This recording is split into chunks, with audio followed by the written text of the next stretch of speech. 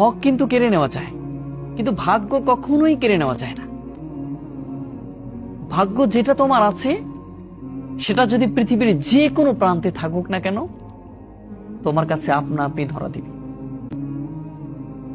যেটা তোমার ভাগ্যে আছে সেটা যদি পাহাড়ের চূড়ায় থাকুক না কেন, নির্দিষ্ট সময়, নির্দিষ্ট সেকেন্ড তোমার কাছে এসে ধরা দিবে। সেজন্য ভাগ্য কখনো কেড়ে নেওয়া যাবে না।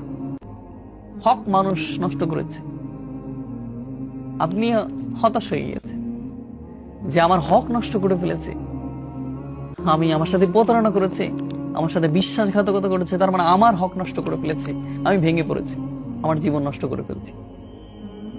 মানুষের জীবন নষ্ট করবে কেন?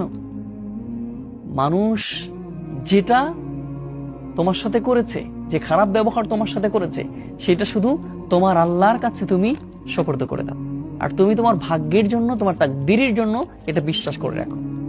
তোমার ভাগ্যে যেটা আছে সেটা অবশ্যই তুমি পাবে, অবশ্যই তুমি পাবে।